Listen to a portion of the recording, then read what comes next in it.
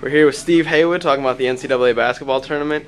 Steve, who's your favorite this year for the NCAA tournament? Man, it's a wide open field. I mean, obviously Kentucky and Syracuse have had great seasons, but you can never discount Duke and North Carolina coming out of the ACC, and then obviously Kansas has had a great run coming out of the Midwest. So, excuse me, there's a lot of teams that potentially can make it to the Final Four in New Orleans. If I had to pick a favorite, I would guess Kentucky with their firepower, and they have the big man in Davis that can make the difference. What do you think about the local teams, Wisconsin and Marquette? What do you think their seeds are going to be, first of all? A lot of times people are kind of upset about the seeding Wisconsin gets on Selection Sunday, and do you think they have a realistic chance at making a run in the tournament? Well, both teams are, I think, going to be overseeded, not underseeded in my humble opinion, because I think in a lot of ways, when you look at Marquette, their success this year, they've had a lot of good games, but their biggest wins this year have been against Georgetown at home, and then against Louisville at home, and then at Wisconsin on the road.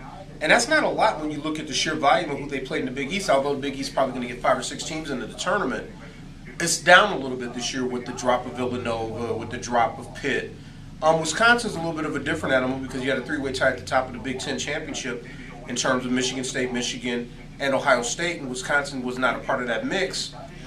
I think because of the fact, though, that Bo Ryan has earned a reputation of having a solid team, their style of play with the swing offense, they're going to get the benefit of the doubt with some of the people in the chairman and the committee when they make those selections. So I think they're going to be overseeded. I think Marquette's probably going to be a 2 or a 3 seed. Wisconsin probably a 5 or a 6. And I think in both instances they're going to be overseeded. I think their chances, depending on matchups, obviously. And then the most important thing is going to be the play of the guards in DJO for Marquette. And then obviously for Wisconsin, it depends on how their guard goes. And that's obviously Taylor. Another heated debate around here is which, year in and year out it's a debate, is which conference is the better conference, the Big Ten or the Big East? Who do you think is a better conference coming into tournament play this year? Big East. I think the Big East, even though they're down this year, is the better conference because they have the better pool of talent. Now, I'm saying this understanding, like I said, Pitt is down this year. Villanova has dropped off significantly this year, being the defending national, or not Villanova, UConn has dropped off significantly, being the defending national champion. Pitt has dropped off significantly this year from where they averaged. And they're still going to seed at least 6 teams in the tournament, probably 8, depending on how the Big East tournament goes. You look at the pool of talent that comes out of that conference year in and year out. You look at the level of competition night in and night out. The way to define if a team's conference is strong is not what they have at the top, it's what they have at the bottom.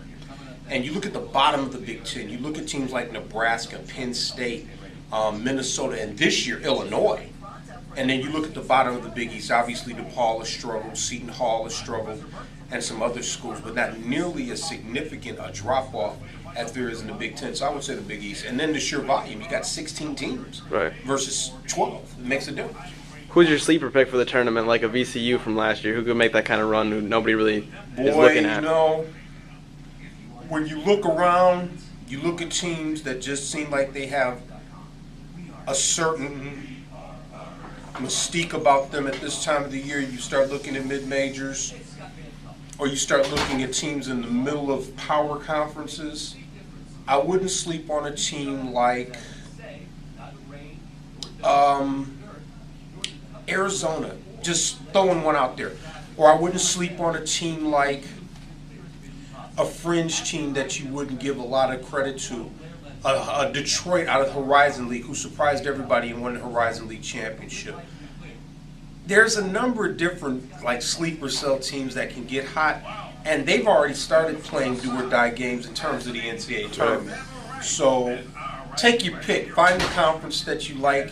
Is it the team like George Mason, the teams like that are out there? Sure there are. It's just a matter of you finding that team that's playing at that level and can continue that momentum.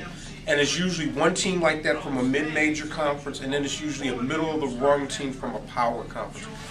Like, for example, although I don't think they would be considered a middle-of-the-road team, Marquette. They've got perimeter guys, they've got scorers, they just don't have the big, but they fit that MO of the team that if they get hot at the right time can do some damage. All right, thanks, Steve.